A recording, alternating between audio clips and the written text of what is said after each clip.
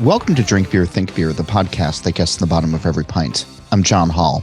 This episode is a lively conversation with the co-owners of Belleflower Brewing in Portland, Maine, about art and recipe creation and finding ways to have everyone play to their strengths. And we'll get into it all in a moment. But first, please go visit allaboutbeer.com for original articles, reviews, news, insights, and podcasts.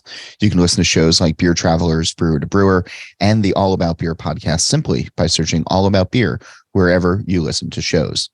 This show and all of the work we do is supported by you. You can visit patreon.com/allaboutbeer to help keep the content fresh, and a few bucks goes a long way to fund writers, photographers, creators, and editors. And if you'd like to learn more about advertising on this show or any of our shows, please email info@allaboutbeer.com. And if you're a smoked beer fan, and of course you are, check out This Week in Rauch Beer. Search for the Facebook group or follow on Instagram and Twitter @TW Rauch Beer.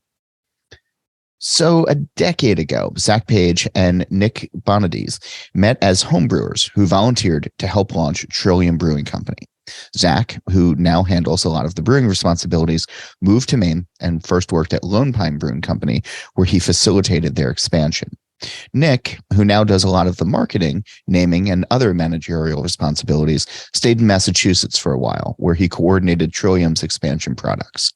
Eventually, they got back together professionally and brought their wives Melissa and Katie into the fold, with the four of them opening Belleflower in 2021.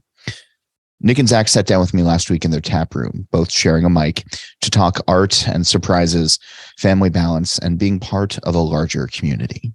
Here's our conversation. In a relationship, in a business relationship like this, though, where you have your spouses involved in the way that you do, is there a third relationship in the way that you two interact, beer-wise, that is similar to a marriage? Or is it all very, like, can you leave family stuff at home? It's really hard to compartmentalize. I don't know if that's possible. Like your work life and your home life just naturally have to intermingle. Perfect example is the other day there was a big snowstorm and school is closed, and my Katie works part-time, so that just happened to be her normal day off, or her day working at the brewery. It's not a day off. It's never a day off when you have kids. Yeah. Yes. But she was at home with the kids, and I came in and did some stuff around the brewery, and then Zach and I met at my house with all the kids there and Katie to talk about the production schedule coming up and all the beers we were releasing and all the label artwork that we need to work on.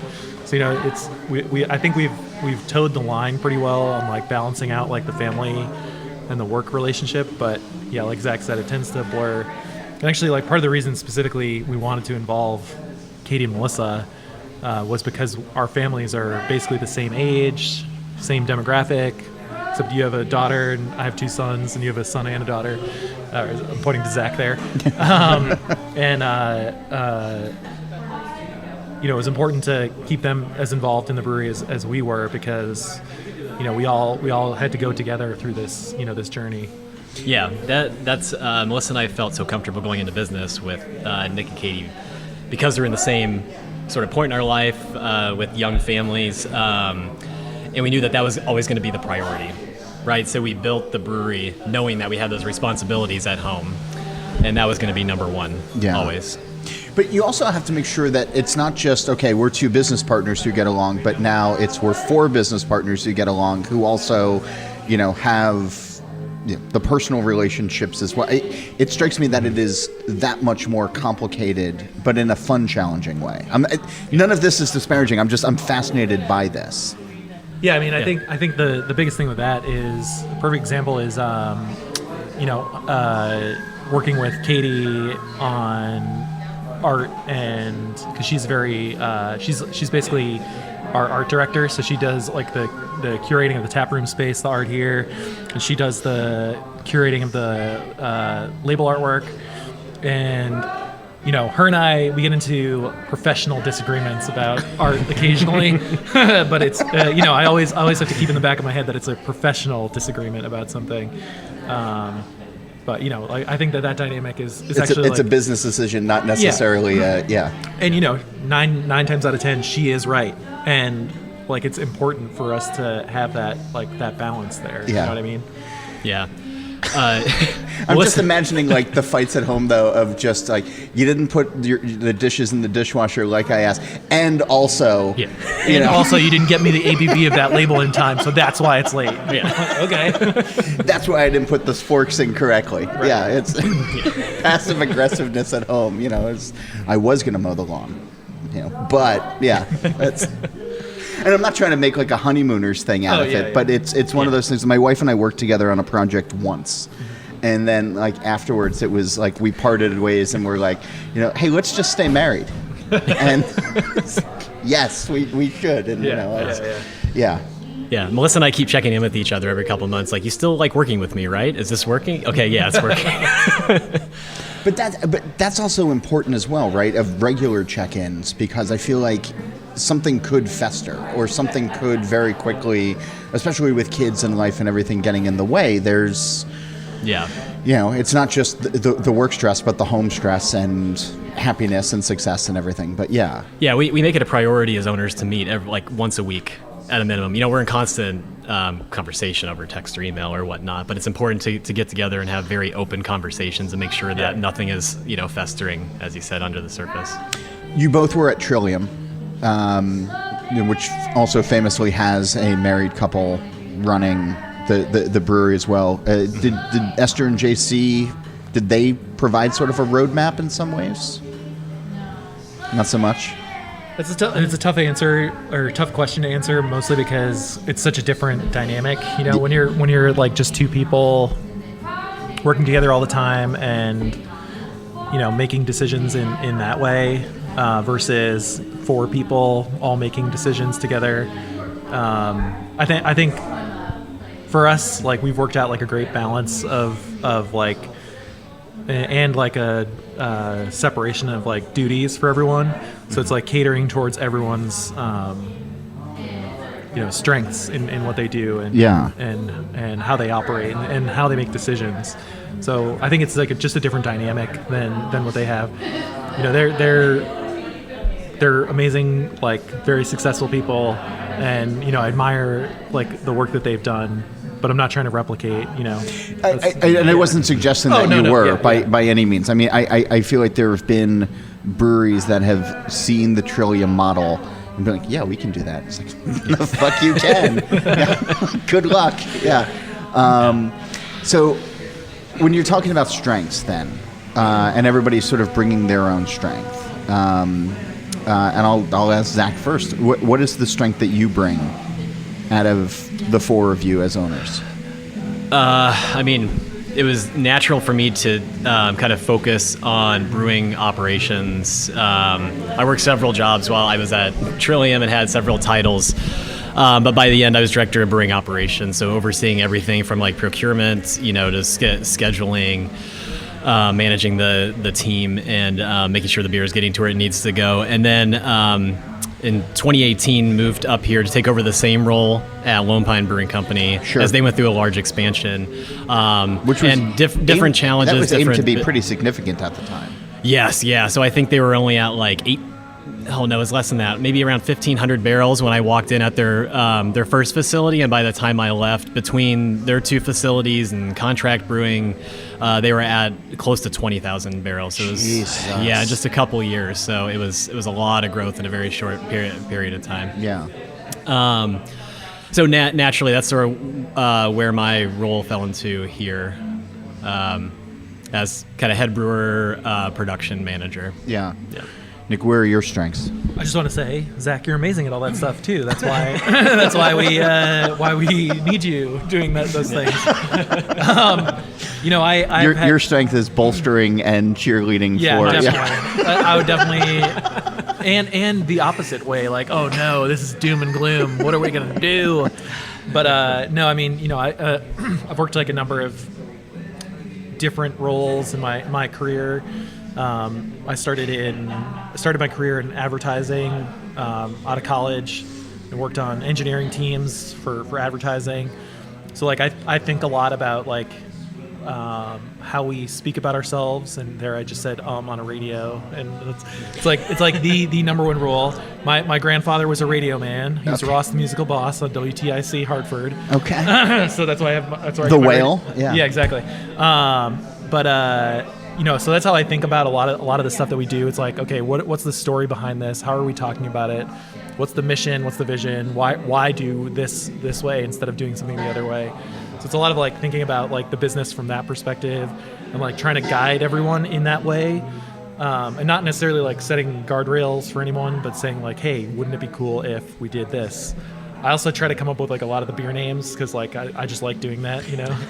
How hard is naming beers in 2023? Very difficult. Yeah, I mean, like, is it even worth it right now? I don't know. I mean, honestly, like, I think the past week we reached a peak sentence beer name with our internal Slack.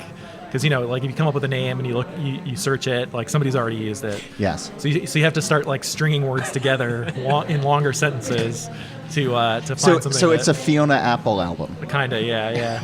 I mean, so, like, looking the at the Gen menu Xers right now, got that. Nobody else did, but that's fine. It's fine. But I'm like looking at fine. the menu now, but it's things like an early appearance of stars. Like that's a great example of one of our beer names, or Into the Kaleidoscope, a revival of consciousness, the awakening place. All these names that. How hard is that though? At 43 now, I'm like, I just want I'll look at it and I'll just see what the style is, and I'll just be like, pale ale. Yeah. Italian pills, whatever. Are people ordering by name? Do those longer names create a stronger bond with drinkers? I think they might pique interest, but for us, it's not just about the name, but it's the story. Like everything has to tie back, to who we are, to the brand. Sure, people want good product, but they also want to feel like they're having an experience when they have your beer. That's everything from the name, from the intention, what's in your glass, the can art, who's making it. So perfect example with that. The Awakening Place, which is one of those names I just kind of threw out. When I was a home brewer, I used to brew like a ton of stouts. Stouts were my favorite thing to brew. And I had this like aha moment one time while brewing, and like I kind of changed how I was brewing those from then on. And that was my like, oh my gosh, that's like the place where I awoke. That was my awakening place. And so like that beer was based on, the learning from those like whatever, the Malcolm Gladwell 10,000 hours of brewing stouts at home. And then taking it a step further, we're about to release a collab with Jonathan Wakefield, and we're calling it the Revival of Consciousness, because the base beer of that is double barrel aged Awakening Place. And so now it's the Revival of Consciousness. It's coming back, into awareness from that initial awakening place, and building up from that. So like weaving like a story in with like the actual beer name helps. I think it helps people connect more with the brand and like the things that you're trying to say about what your intention is behind the thing. So how do you get that story in front of people? Obviously, through this wildly successful podcast that you're on right now. Exactly. But how do you do that in a 25-second taproom encounter? Because that to me, I feel like is the big trying to grab smoke that breweries have these days. Of like, that's a really cool story, and it makes me. Now that you've told me, like, oh, I want to drink your stouts now because you're passionate about it and you're really interested about it. But if somebody comes in here on a busy Saturday afternoon, you're not going to be, gather around, children. Like, let me tell you about our, 9,999 before. Yeah. I mean, so that's like the trick, right, about advertising and marketing is how do you speak to people, and how do you tell your stories, and like what are the mediums that you're using to tell those stories, right? So the most powerful one is in person, which you just mentioned, like the 25 seconds at the bar with the tap room. So it's arming the team with those stories.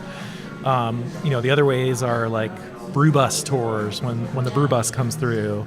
It's also like going to festivals and pouring beer and like people say, well, why is this beer called Into the Kaleidoscope? And it's like, well, because it's got these amazing hops in it, and like if you stare into it, like you're gonna like trip through the vortex, man, and twist your glass in the sunlight. Exactly. Don't put your hoppy beers in the sunlight. Yeah, exactly. That's not. But and like we use Instagram for like the majority of the way we speak to people, so it's putting those photos up there and then like telling the story alongside the beer and trying to make the photos reflect like what the story actually is, so it's complicated, but it's a lot of that. Did you want to jump in here on that? No, I mean, I think you covered everything. Yeah, to me, most importantly, it is that personal interaction. Like you said, arming the team with the story. I think our staff does an excellent job. Like so many times I'm on the packaging line back there and I hear the interactions that they're having with customers and telling our story the way that we would want to. And I'm super proud of them. And as you said, festivals, we were just down at Wakefest. Which is where I met you guys. Yeah. It just had so many meaningful interactions with people at the festival who this is their first time interacting with our brand. Okay. And they actually want to know more. It's not just fill my cup. It's who are you? Where are you from? Why'd you start a brewery? What's in my glass? And you get to have those couple minutes. And I think that goes a long way. And that's the interesting thing is in looking at the Wakefest, for everybody for context, for everybody who listens to the show, but also Steal This Beer, I met these guys just after we had recorded 6 episodes in a row. So, and I was like, oh, hey, Belleflower, you guys are on my list. Like, that's exciting. And I, like, assaulted you guys in the middle of the tap room. Like, hey, let's reach out and, like, come on my show. And you're like, hey, cool, man. Like, everybody else in Miami is chill. Why aren't you? Because I had just recorded 6 shows with Augie Carton just beforehand. That's why. But I feel like a festival like that, when you get on the list, you're doing something interesting, and I trust Jonathan and Maria and their staff to like curate a group of breweries that are going to be of note. So when I saw, wow, there's a Portland brewery on here, like, okay, and it's not one of the names that I might expect. I was like, okay, so like I started digging into you guys, and then I saw you guys, and so that's how that came together. But that's got to be kind of fun when you're in a town like Portland where Allagash is the 9,000-pound gorilla in the room, and I literally just came from there before I came here because you have to, and fresh white is the best way, and it's really good. When it travels to a place, it loses luster and it only gets a bronze. But there's just talking about that yesterday. How did that happen? Yeah. Well, because it traveled outside of Portland. I feel like next time they're going to judge wit beers in the World Beer Cup, they should just fly everybody up here, and they should just do it in the tasting room, and it's just unanimous dissent. But how do you stand out in a crowd where there are, 6 breweries within a 3-block radius of here, more or less, and then you have, when you expand out into Portland Greater and you go up into Freeport, you go down to Biddeford, you go this area of Maine is so saturated with good beer already, usually. Yeah.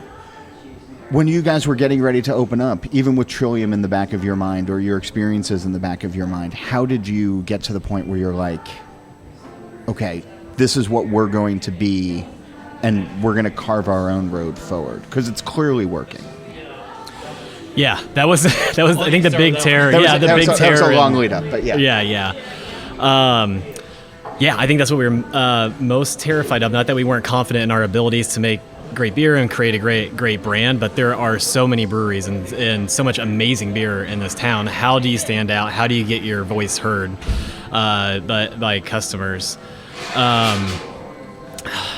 That's a tough question. Again, to go back to like the storytelling of it all, I think opening up a brewery in today's age, having good beer is just a prerequisite. You cannot survive unless you're making great liquid, right? And then beyond that, it is how are people connecting to your brand? What is the space that you're creating where they're going to be enjoying the beer? Like, is it inviting? Is it a place where people want to return to, or are they just one and done? Why are people going to continue to come back, have a pint, and pick up some 4-packs to go home? So that's the mindset we were kind of coming at it with.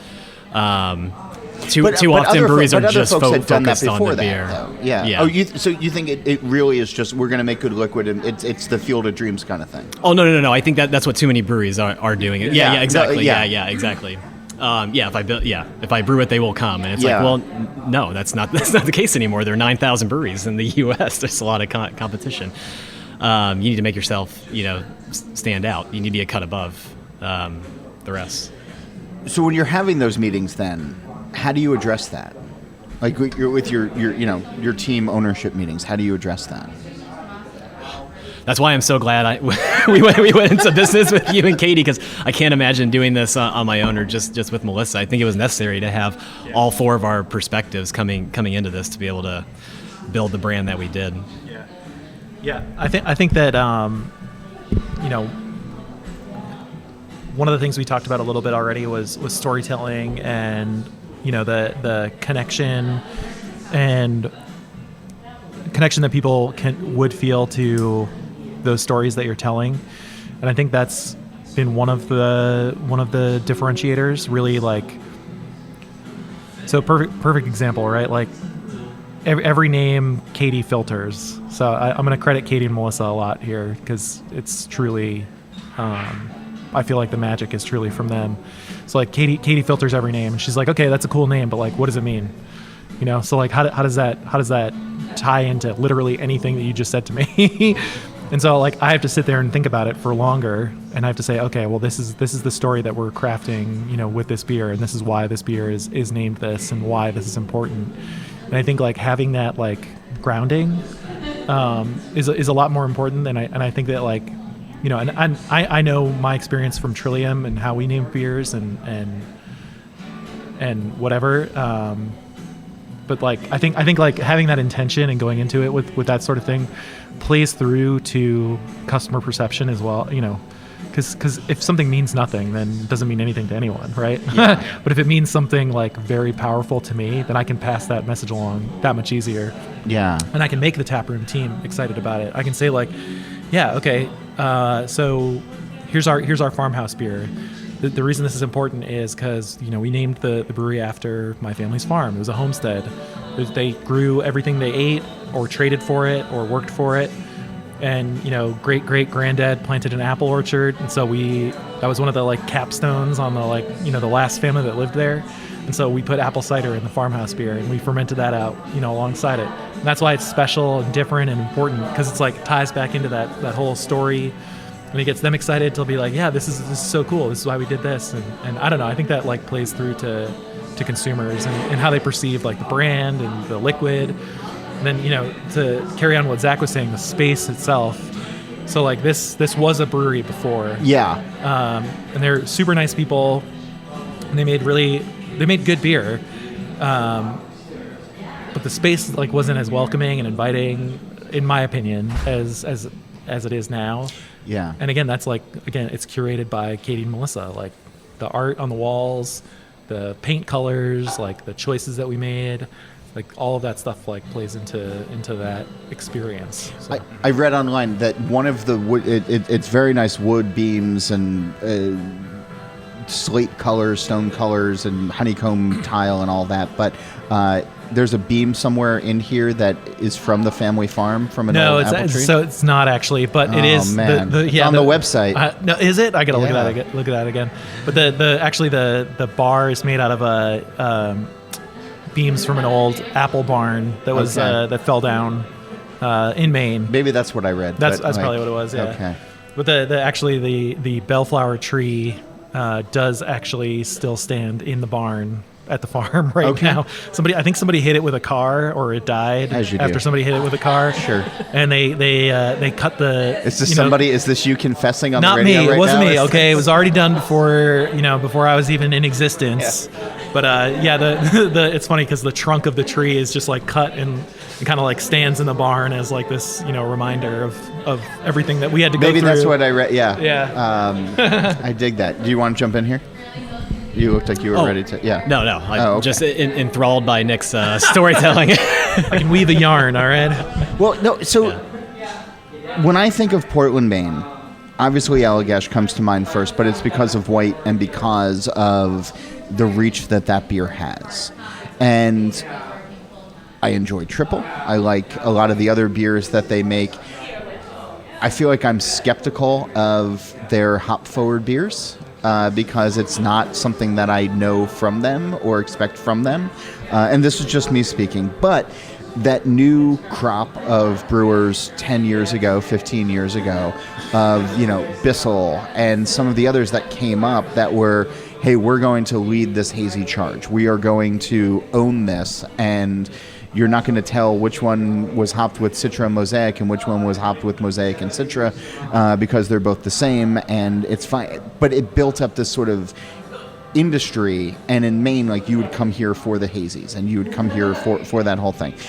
It was fascinating to me to sit down with the two of you, and a glass of Italian Pilsner got in front of me. And right before we went on the air, I said, what do you guys want to talk about? And you're both like, lagers. Let's talk about lagers. Like, which is exactly where I want to be in life, but not necessarily something that I would think about in this town that gave us Blackfly Stout from Gritty McDuff's, or, like, you know, like, this has always been sort of an ale town. Is Portland becoming a lager town? Do you want Portland to become a lager town? I think it depends. I mean, I would love that personally, just given my drinking habits. But I think it depends where you're drinking. So you mentioned the Italian Pilsner. This is something that we packaged. It's actually, we brewed it inspired by a restaurant that's down the street, and they're called Full Turn, and every quarter or so, they're turning their menu over completely to a different concept. So they're about to launch a small plate Italian menu. So we brewed this beer that's going to be, on tap there and in our tap room to pair with their with their food. But we put it on tap here, 2 weeks ago? Yeah, a week and a half ago. And every single day, week and a half ago, every single day, it's our best seller here in the tap room. And because that's just, people see it and are they intrigued by the Italianness of it? Or I think they're intrigued by a style because it's not, you most often see German, Pilsner or Czech, and like, oh, what is this? I want to try it. It's also one of our lowest ABV options, and people are here for it. And people are here to have a couple with their friends, and they're not going for the double IPA. That being said, the vast majority of our production, I think, like most people, is IPA. Yeah. And that's what people are taking home. Our biggest to-go 4-packs, or the largest quantity we sell is in IPA and double IPA category still. Are you guys on you mentioned the brew bus, and I kind of want to talk about that, but also just generic crawls of people coming through of, they're going to go to Austin Strait, they're going to go to Rising Tide, they're going to come here, they're going to go to Urban Farm, they're going to go to Good Fire, et cetera, et cetera, et cetera. Oh, yeah. Are you guys on some sort of circuit, and could that also be a reason why low ABV plays a factor? It's how I order beer, but I'm also drinking a lot, so. Yeah, I don't know if there are official crawls, but I think people make their own. We're in an awesome neighborhood that, we're around so many awesome, the Run Club comes by every week. But I don't know, they're crushing double IPAs sometimes, so I think after the run, sure. They need, I think that's part of it. But I think you also see we offer smaller pours, so you'll see those people coming in, and maybe they do want to try our Imperial Stout or a double IPA or Imperial Sour or something, and they'll have smaller smaller pours of that. But I think that does play into it. If people are out on a Saturday, they're starting their day at noon, visiting breweries, they're going to go for a lower ABV ABV option. I think the other factor with like lagers and like having like I call it a lager program at this point because we have so many brands. But I think part of that is the challenge, right? So Zach and I have been making hazy hoppy beer for a long time. And it's not that it's easy, but it's one of those things where it's like, okay, we know all the like levers to pull to like do that stuff. So like let's push ourselves a little bit further and say like, all right, we're gonna make a Baltic porter and it's gonna lager for 2 months. Like how do we make that happen in a meaningful way that tastes amazing at the end of it and like is something that we can be really proud of. Like that's one of the beers that I'm like hyper proud of that we made because it's so good. Like I pulled a bottle from my fridge. It was 2 years old. It was the first, or no, year and a half old or whatever.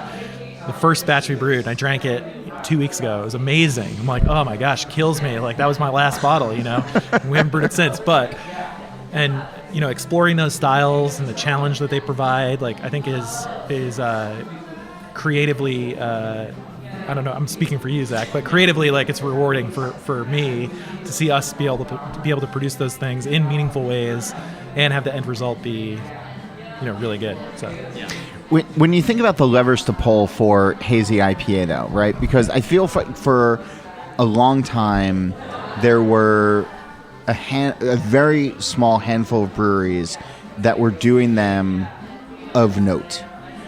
A lot of people were making them, but the ones that I wanted to drink or the ones that I wanted to, have more than one of, were the ones that really put a lot of thought and time and attention into it. How have you seen New England style hazy, whatever we're calling it these days, how have you seen that evolve, and where is it now, flavor wise?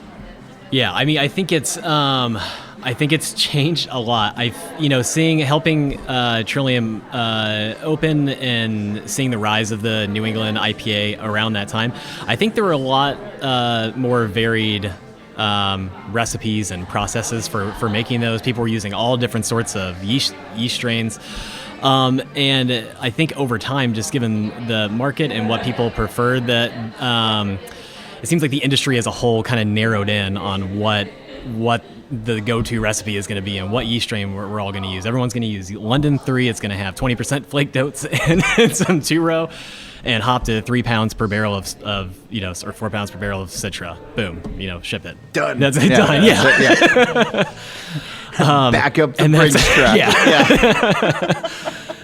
And that's great. I don't think that's going to cut it anymore. That is what, literally everybo's doing, and it's cookie cutter, and it's no longer interesting. I still think there's a lot to explore within the New England IPA realm.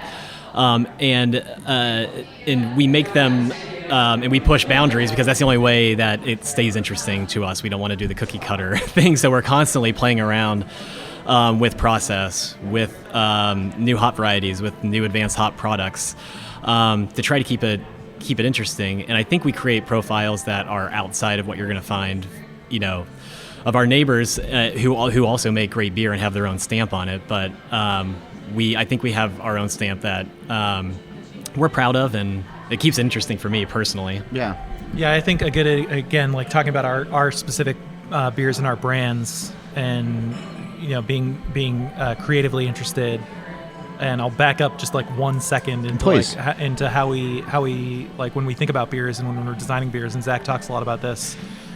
We usually start with like what the end result is going to be, right? So we'll say like, okay, we want this double IPA. This is going to be a double IPA. We want it to have like a lot of melon, cantaloupe character with like undercurrents of like mango or papaya, a little bit of lychee in there. It's like, okay, so how do we get that stuff in there, right? Oh, well, we use these hop varieties in these quantities at this time, like that. Then we know we'll get there. So like one of the beers we made a little bit late in the season last year, but we're gonna bring it back for the spring and summer this year. It's called Reflections of a Bad Sea, another long name. Wow. But the reason it's called Reflections of a Bad Sea is the way I thought about this name was we wanted to do a double IPA, and now the hop variety is escaping my brain. But leaning kind of into that like lime characteristic that we get out of like a lot of our not a lot, but like some of the specific hop varieties that we use. So it's like, okay, I want this like double IPA to be like lime forward. I want to have it like nice and hoppy, but then I also want to like build that lime up with lime because that's what it is, right? Okay. And thinking about it from like that sort of culinary aspect. So Reflections of a Bad Sea, we lit up the beer with it's Eldorado. It's Eldorado. Yeah, Eldorado. Yeah. Just came to me. Sorry. Eldorado and lime. And what does that mean for like naming it, right? Okay, well, if you think about like the ships that used to carry limes up here, they sank. And then you'd see like limes floating in the water. So like, oh my gosh, a reflection of a bad sea is a bunch of limes floating in the water because this boat sank. I mean, but, the beer tastes awesome. You took the long road to get there, but that's the scenic route. Yeah, exactly. Yeah. It's one ship that sank once with the limes on it. Exactly, and then they washed up on shore. But I mean, that's a great example of like, okay, we're gonna tailor this name to what this end beer is gonna be, and it's a really good beer. I mean, I feel like there needs to be a really dramatic oil on canvas of the final part of the ship just going under, and just the first little specks of green, popping up kind of thing. Water. Yeah, it's a widow's walk in the background. Like there's all just sort of Oh yeah. Everybody died of scurvy that season. Oh yeah. Yeah. No citrus available. It's terrible. We talked about the strengths of three of you so far, but on the website, Melissa comes up as a dietitian, as a nutritionist, and on the website, which maybe I'm not reading properly enough based on the beam that I was looking for before, but that she helps with the menu and that she sort of guides pairings and guides. She's in charge, so we don't have a kitchen here, and we rely on food trucks. I'm like looking around. I was like, okay.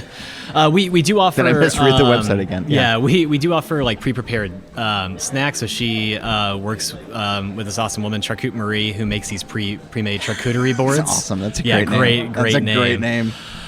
So partners with them, this local maker that makes different dips. So we have these kind of prepackaged things that Melissa has helped bring about, but also coordinates all the food trucks, which was a scramble the first year, opening so late in the season to get enough here to fill out most days of the week, and then it was better last year. And this year, I think from like May on, we're basically booked seven days a week. Okay. So that is a lot of what she does here, and also works with our marketing and events manager to plan out both community and private events that we have in the space. Melissa really has like three jobs. I don't know how she does it. She's a dietitian at Maine Medical Center. She also has a leadership position with the Academy of Nutrition and Dietetics, and then has her job here as well. So yeah, and when we do like food specific events, Melissa is the person who's there.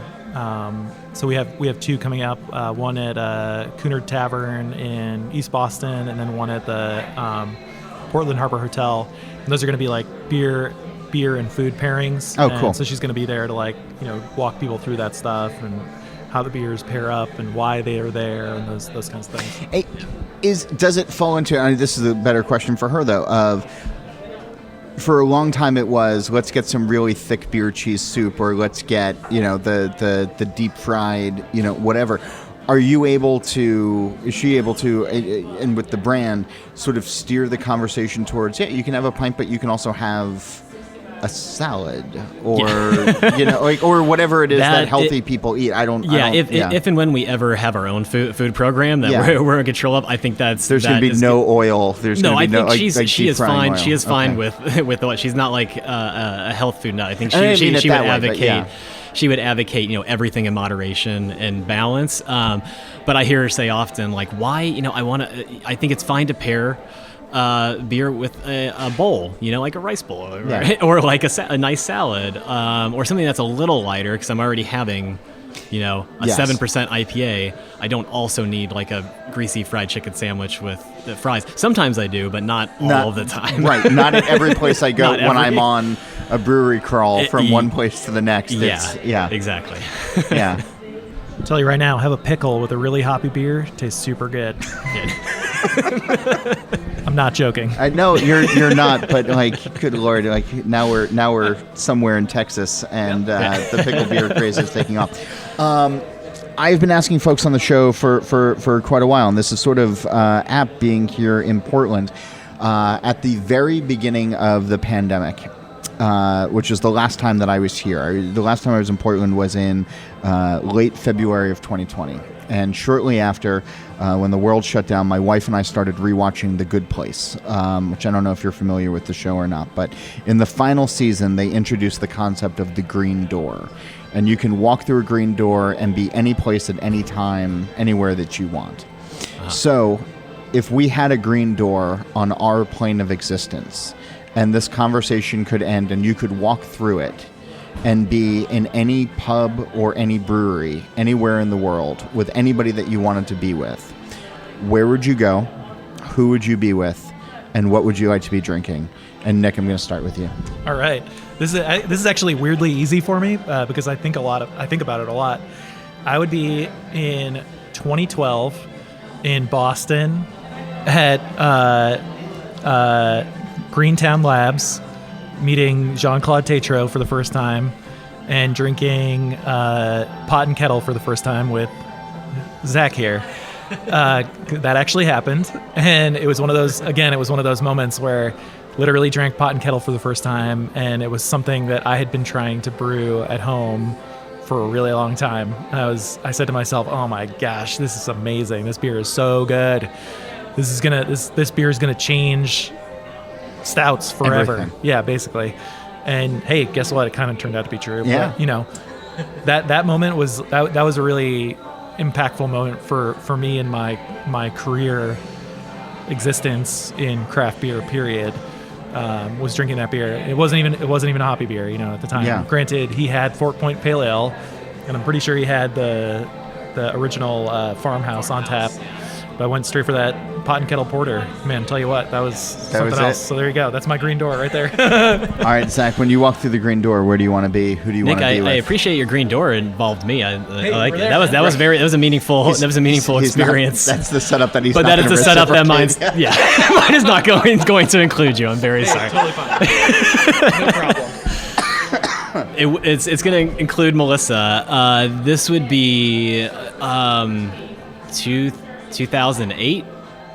I'd be at Cafe Golem in Amsterdam with Melissa. I was studying abroad in Amsterdam and just getting into craft beer and especially Belgian style beer. And I found myself there like multiple days a week while I was there trying, all the different Trappist beers, sours. But probably if most nights of the week I was drinking Rodenbach Grand Cru before they started pasteurizing it. Yeah. It was before the pasteurizer. Yeah. When they let Louis in the door and just fucked up everything. Yeah. But that was a really like formative experience in craft beer for me, was having those Belgian style beers, at a very traditional pub in Amsterdam. That's awesome. With my future wife. I love it. Thanks to you both for opening up the tap room, this table at least, for me to sit at with you guys. And haven't done many one-on-ones in person in a while, and it's nice to be back in Portland and drinking great Italian Pilsner and hearing your story. So thanks for being on the show this week. Thank you. Thank you so much. What's a new to you brewery that's impressed? Email me. It's John Hall. That's JOHNHOLL @allaboutbeer.com, or tell me on Twitter @John_Hall. That's also how you can get in touch with questions, comments, and guest suggestions.